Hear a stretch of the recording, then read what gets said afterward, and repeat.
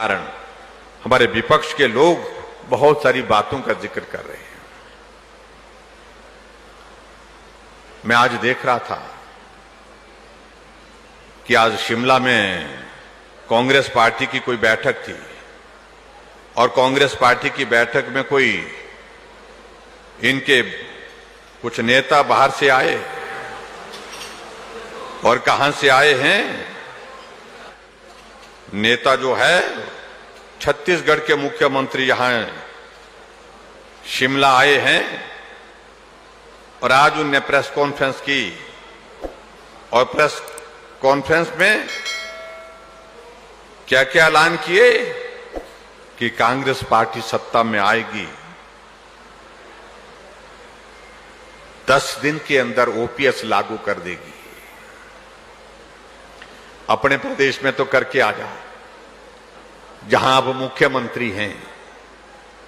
हाथ जोड़ जोड़ करके प्रधानमंत्री जी को, गृह मंत्री जी को, वित्त मंत्री जी को कह रहे हैं कि हमसे घोषणा तो हो गई है लेकिन हो नहीं पाएगा, हमारे हाथ खड़े हो गए हैं, कैसे होगा, पैसा कहां से आएगा।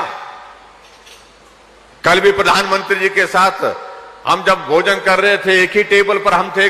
अशोक गहलोत जो कांग्रेस पार्टी के सीनियर लीडर हैं, मुख्यमंत्री हैं राजस्थान के, प्रधानमंत्री जी ने उनसे कहा कि आपने लोगों को गुमराह करने के लिए जो जिस प्रकार से योजना बनाई है, यह बहुत दुर्भाग्यपूर्ण है। और उनसे पूछा कि भी आप बताओ देंगे कैसे? बोलते जी जब तक के लिए देने की बात आएगी तब तक के लिए हमारा चुनाव हो जाएगा। यानी कि वो ये मान करके चल रहे हैं कि चुनाव हो जाएगा तो तब तो उसके बाद जो आगे वाला है वो भुगतेगा, तब तो हम अपना तो काम पूरा कर लेंगे। इससे बड़ी घटिया सोच, दुर्भाग्यपूर्ण सोच कोई और हो नहीं सकती है। यहां पर भी कर्मचारी भाइयों को गुमराह करने की कोशिश कर रहे हैं।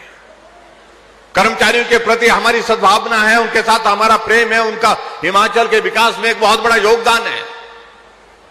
लेकिन मैं उनसे निवेदन करना चाहूंगा कि गुमराह मत होइए। पहले पता कर लीजिए राजस्थान में, छत्तीसगढ़ में, वहां पर देने की स्थिति में है क्या। और खासतौर से मैं ये कहना चाह रहा हूं, जो पैसा प्राइवेट सेक्टर में इन्वेस्टमेंट, जिसकी इन्वेस्टमेंट हुई पड़ी है, उस कंपनी ने कहा कि हमारे साथ एग्रीमेंट में कोई क्लॉज नहीं है उस पैसे को वापस देने का। हमने अपनी टर्म्स एंड कंडीशन के आधार पर उस पैसे को मार्केट में लगाया है, इसलिए कोई हमसे उस पैसे को वापस मांगे कि हम देने की स्थिति में नहीं है। वो पैसा नहीं आएगा तो कहां से देंगे भाई। और दूसरी बात मैं कांग्रेस के नेताओं से पूछना चाहता हूं, 2003 में आपकी सरकार बनी, पूरे देश भर में हिमाचल पहला राज्य था जिसने ओपीएस को रद्द करके एनपीएस लागू की, और वीरभद्र सिंह जी मुख्यमंत्री उस वक्त थे हिमाचल प्रदेश के। एमओयू साइन करने वाले मुख्यमंत्री वीरभद्र सिंह जी थे। आज भी अगर वीरभद्र सिंह जी इस दुनिया में नहीं है, आज भी कांग्रेस के नेता उनको ही नेता मान करके उनके ही नाम पर वोट मांग रहे हैं। अगर अपने नेता के प्रति अगर सही सद्भावना है, सम्मान है उनके मन में, जो उनके नेता ने निर्णय लिया था उस पर टिप्पणी, इस तरह का प्रश्न चिन्ह खड़ा करना, मुझे लगता कि यह दुर्भाग्यपूर्ण है। इसका मतलब कि वो नेता ही नहीं मानते थे उनको। 2003 में वीरभद्र सिंह जी ने लागू किया, 2012 में फिर से वो सत्ता में आए, 2012 से 2017 तक फिर सत्ता में रहे।